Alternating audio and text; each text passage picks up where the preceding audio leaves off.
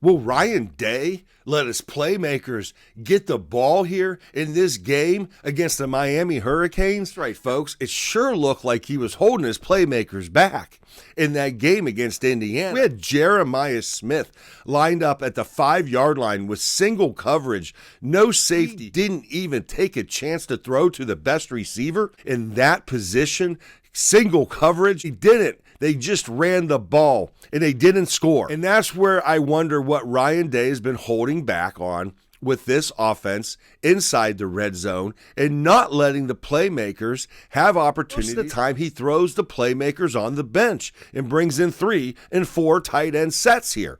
So how is Ryan Day going to change up the game plan? Day will be making the calls on the field here against the Miami Hurricanes. Now, what is Miami going to try to do here against Ohio State to be successful in stopping this offense? Ruben Bain and Akeem Mesdion, the 2 game wreckers on the defensive ends. You know, they accounted for 3.5 sacks against Texas A&M. This defense on the front line is going to be one of the better ones that Ohio State has played this season. Another real question is going to be, how can the back end of Miami's defense slow down this passing attack with Julian Sayin and Carnell Tate and Jeremiah Smith and Brandon Ennis? Overall, they're 30th in the country in passing yards allowed this year.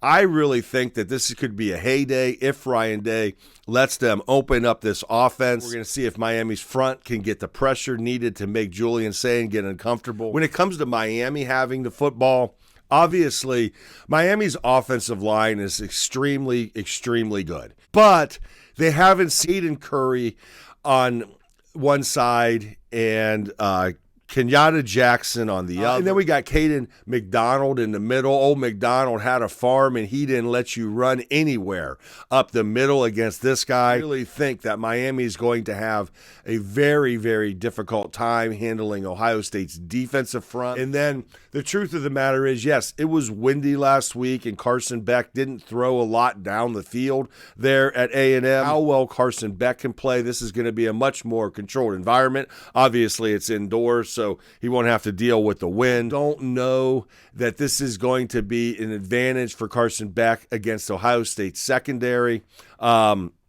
I just don't see it coming that way. Fletcher Jr.'s got to get going for Miami on the running game. Big game last week, 172 yards. Malachi Toney is obviously going to be the biggest threat down the field for the Miami Hurricanes. I think Ohio State going to pull this game out. I'm going to go with 34-21 here. Ohio State beats Miami.